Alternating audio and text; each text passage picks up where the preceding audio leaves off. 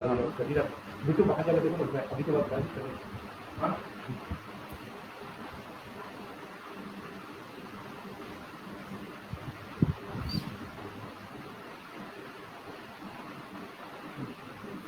बिट्टू थोड़ा पता है?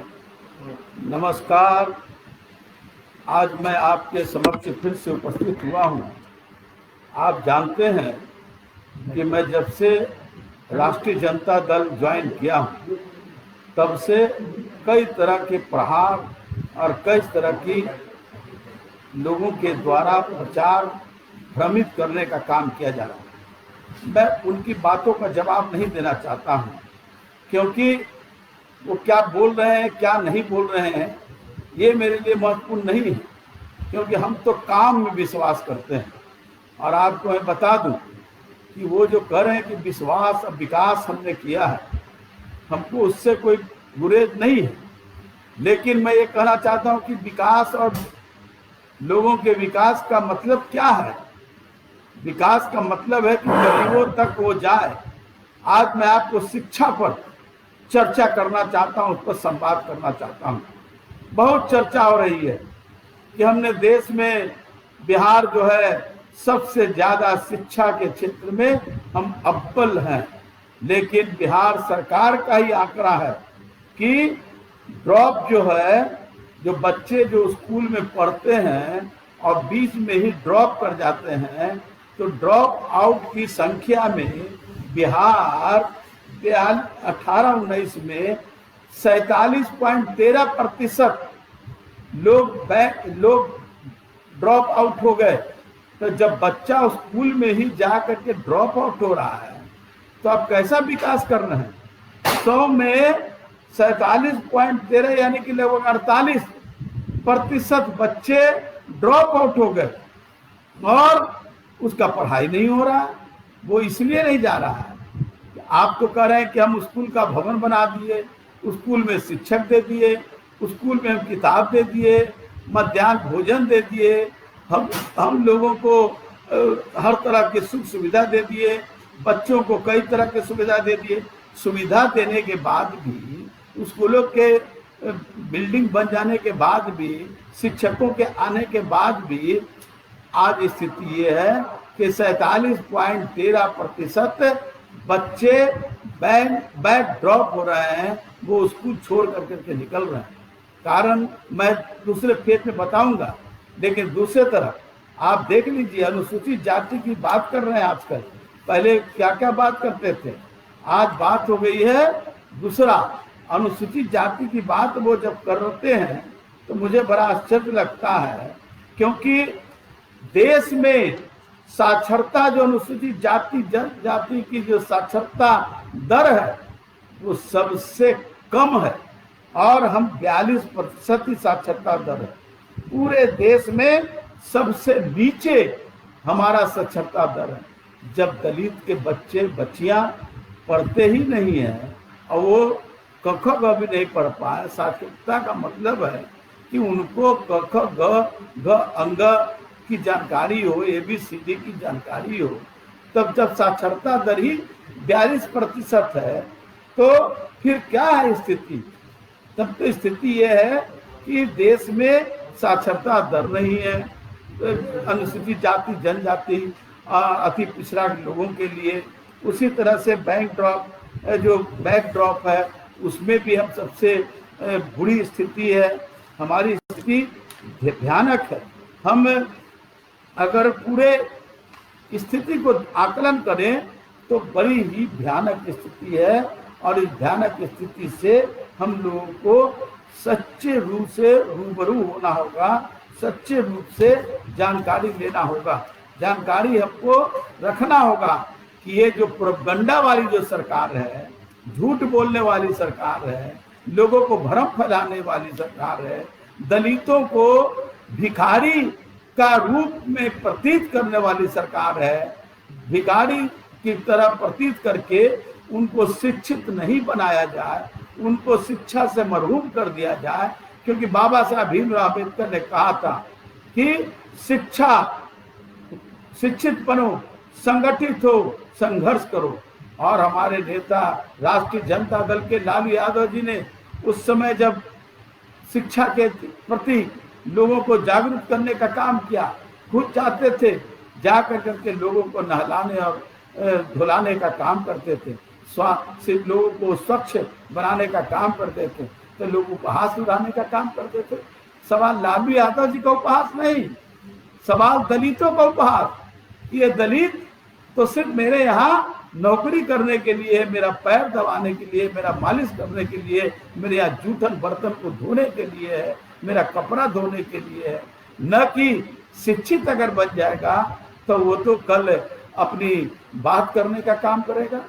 तो ये बात है कि दलित शिक्षित नहीं बन पाए, ये व्यवस्था करने का काम किया गया। अब स्कूल में टीचर नहीं है, स्कूलों का भवन नहीं है। आप जो शिक्षा के क्षेत्र में जो आपने बजट पेश किया, बजट कह रहे हैं कि बहुत बड़ा मेरा बजट है, लेकिन बजट का 50% भी आपने खर्चा नहीं कर पाए। और जो आप दिखला रहे हैं 75%, तो आप दिसंबर तक आप 50% भी नहीं खर्चा कर पाए। तो ये जो शिक्षा के क्षेत्र में 30-35% जो खर्चा हुआ 2 महीने में, ये 2 महीने में कैसे हो गया भाई? तो शिक्षा के क्षेत्र में कोई काम नहीं हो पाया। लोग छात्रवृत्ति के लिए मोहताज है। मध्याह्न भोजन 5 महीने से लोगों को नहीं मिला। जो बेचारा हमारा दलित है, बच्चे बच्चियां खाने के लाले पड़ रहे हैं, पेट उनका सिकुड़ चुका है, आंख सिकुड़ चुका है, और उनको मध्याह्न भोजन नहीं मिल रहा, स्कूल में उनको नहीं मिल रहा है। शिक्षक शिक्षिका नहीं है, पढ़ा नहीं पा रहे। 5वां का जो छात्र शिक्षक है वो 7वां के बच्चे को पढ़ा रहा है, क्या पढ़ा पाएगा भाई? आश्चर्य है। ये है इनका शिक्षा का आपका आलम। तो मेरा ये कहना है, और उससे भी बड़ी बात आपको आ गई कि आप कह रहे कि हम स्टूडेंट क्रेडिट कार्ड दे रहे हैं, क्या आप सिर्फ बात करना चाहते हैं? जरा जाइए और पूछिए, वो पैसा आप बैंक में भेज देते हैं, हाथों हाथ नहीं बल्कि बैंकों में भेजते हैं, और बैंक में वो बेचारा जाता है नौजवान छात्र, तो उसको कहा जाता है बैंक के द्वारा कि इंटरेस्ट यानी कि सूद भी आपको देना होगा। फिर किस तरह का? एक तरफ छात्रवृत्ति बंद कर दिया, दूसरे तरफ स्टूडेंट क्रेडिट के नाम पर बैंकों को लाभ देने का काम किया। निजी बैंकों का आज उत्साह करने का काम कर रहे हैं, और छात्र आज लड़ाई थे पढ़ने के लिए। आपके पास न यूनिवर्सिटी है, ना आपके पास कॉलेज है, ना आपके पास कोई प्राथमिक विद्यालय है। और सबसे अहम बात है कि आपके जो नई राष्ट्रीय शिक्षा नीति जो आ रही है, वो तो पूरे देश में और बिहार में माननीय मुख्यमंत्री जी बड़ी बात करते हैं कि दलितों का दर्द है, उनको दर्द का एहसास कराते हैं, भावुक वाला व्यवहार दिखलाते हैं। लेकिन जब प्राथमिक विद्यालय भी निजीकरण हो जाएगा, माध्यमिक विद्यालय भी निजीकरण हो जाएगा। हम तो कभी शिक्षा के क्षेत्र में सबसे अव्वल थे। इसी नालंदा में हम नालंदा विश्वविद्यालय था, लेकिन आज नालंदा विश्वविद्यालय बनाए भारत सरकार के सहयोग से, लेकिन हमारा प्राथमिक विद्यालय भी बच्चा नहीं पढ़ पाएगा, माध्यमिक विद्यालय भी पढ़ नहीं पाएगा। जब निजीकरण हो जाएगा, आप कह रहे हैं कि जो कारपोरेटर है उनको हम स्कूल दे देंगे। आप उसको स्कूल दे देंगे तो स्कूल में गरीब का बच्चा कैसे पढ़ पाएगा? आज भी कॉन्वेंट और निजी स्कूलों में हमारा गरीब का बच्चा नहीं जा पाता है। सरकारी स्कूल में टाट पट्टी पे पढ़ करके मजबूर होता है, लेकिन वहाँ भी शिक्षक नहीं है, बेंच नहीं है, टेबल नहीं है, किसी तरह का नहीं है। आप बार बार कहते हैं कि हम स्टेडियम बना रहे हैं, स्टेडियम भी नहीं है, न उनके पास खेलने की क्षमता है, न सांस्कृतिक की क्षमता है। आप बाजारीकरण कर रहे हैं शिक्षा का, आप निजीकरण करके और बड़े कारपोरेटर को आप हाथों में गुलाम बनाना चाहते हैं, क्योंकि आपका पैसा है नहीं। पैसा का तो इतना लूटपाट और बंदर बाट आपने करने का काम किया है कि बड़े लोगों के हाथ में आपने पूरी व्यवस्था तो दे ही दिया, अब तो शिक्षा भी दे दिया। बाबा साहब अम्बेडकर के जो सपने थे, लालू यादव जी ने इन सपने को साकार करने का काम किया। और जो हौसला है राष्ट्रीय जनता दल के नेता श्री तेजस्वी यादव जी में, जो चाहते हैं और युवाओं में एक लोगों का आसरा, आस्था, लोगों का विश्वास जो जगह है कि जो वर्तमान सरकार है, जो सरकार ने सिर्फ भ्रम फैलाने का काम किया, लोगों को धोखा देने का काम किया, ऐसे धोखेबाजों को हटाना है। क्योंकि मैं आंकड़ा दे रहा हूँ, अभी तो कई विधायकों को अब इकट्ठा कर लिए हैं, कई मंत्री अब खड़ा हो गए, उनका काम है विभाग का काम करना, लेकिन अब हो गया है कि अब वो श्याम रजक को, राष्ट्रीय जनता दल को, तेजस्वी यादव जी को कैसे उन पर प्रहार किया जाए, वो कैसे प्रहार किया जाए, कैसे दलितों का और जो सामाजिक न्याय के लोगों का कैसे जो उठ रहे हैं, जो उभर रहे हैं, उनको कैसे दबाया जाए, कुचलाया जाए।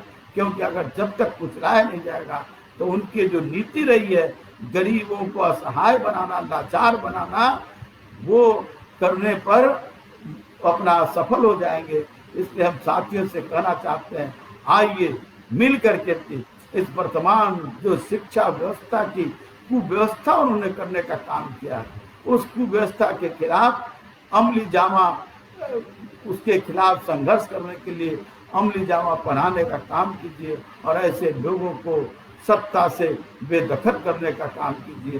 तभी जाकर के हम अपनी सफलता प्राप्त कर सकते हैं। बाबा साहब भीमराव अम्बेडकर के, ज्योतिराव फूले के, सविता फूले जी के और हमारे नेता लाल यादव जी ने जो संकल्प लिया था गरीबों को शिक्षित बनाने का, उस संकल्प को और बाबा साहब भीमराव अम्बेडकर के सपने थे उसको साकार करने का काम हम कर सकते हैं। इसलिए बिहार के तमाम नौजवानों से, तमाम गरीब लोगों से, तमाम जो सामाजिक न्याय के जो लोग जुड़े हुए लोग हैं, जो सामाजिक न्याय के प्रति संकल्पित है, सामाजिक न्याय का मतलब जब हम सामाजिक न्याय की बात करते हैं, हमारी पार्टी जब करती है तो वो उसको जातियों में बांटने का काम करते हैं।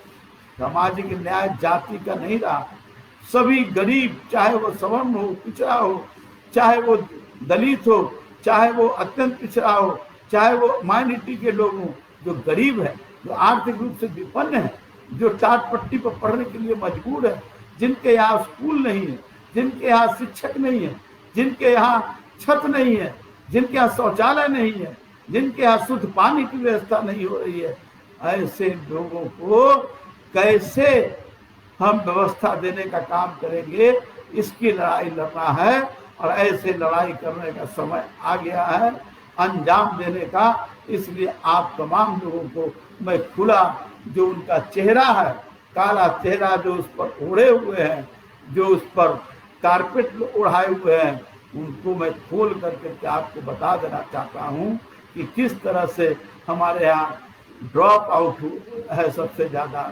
हमारे यहाँ साक्षरता दर सबसे कम है, हमसे ज़्यादा तो केंद्र शासित प्रदेश के लोग, वहाँ साक्षरता दर ज़्यादा है। तो ये स्थिति है कि हमारे यहाँ